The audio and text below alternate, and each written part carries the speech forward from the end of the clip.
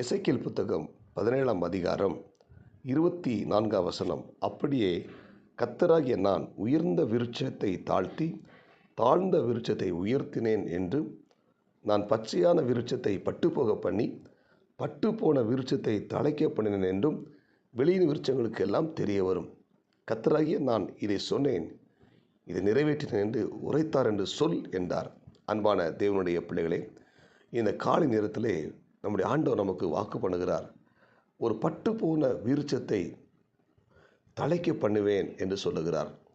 பட்டு போன விருட்சம் எப்படி மறுபடியும் துளிர் விடுகிறதோ, தழைக்க பண்ணுகிறதோ, அதே போல தேவன் உங்கள் வாழ்க்கையிலும் என்னுடைய வாழ்க்கையில் பட்டு போன அனுபவத்திலிருந்து நம்மை ஒரு துளிர் விடுகிற அனுபவத்துக்குள் நம்மை வழிநடத்த போதுமானவராக இருக்கிறார். ஆமென்.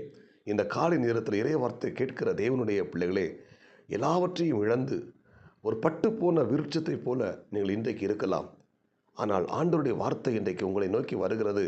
அந்த பட்டு போன விருட்சத்தை தழைக்க பண்ணின ஆண்டவர் இன்றைக்கு உங்களையும் என்னையும் தழைக்க பண்ணுவாராக. ஆமென்.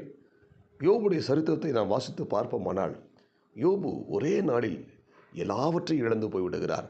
அவருடைய ஆஸ்தி, அவருடைய உடைமைகள், அவருடைய செல்வங்கள், அவருடைய சொத்துக்கள், அவருடைய பிள்ளைகள் எல்லாவற்றையும் இழந்து ஒரு பட்டு போன மரத்தை போல் காணப்படுகிறார். எல்லாவற்றையும் இழந்து இருந்தாலும் அந்த யோபு தேவன் மேல் நம்பிக்கை வைத்திருந்தார். அவர் நம்பிக்கை சற்றும் குறைந்தபாடில்லை. சாத்தான் மூலமாய் சோதிக்கப்பட்ட அந்த யோபு கர்த்தர் மேல் வைராக்கியம் கொண்டான். ஒருபோதும் ஆண்டவரை விட்டு விலகாமல் எல்லாவற்றையும் இழந்து போனாலும் அவன் தேவன் மேல் நம்பிக்கையோடு கூட இருந்தார். சாத்தான் மறுபடியும் அவனை சோதிக்கிறார். அவருடைய சரீரத்தில் கொடிய பருக்களால் பெரிய பலவீனங்களை கொண்டு வந்து அந்த யோபுவை தாக்குகிறான். ஆனாலும் அந்த யோபு தன்னுடைய உத்தமத்தில் உறுதியாக இருக்கிறார்.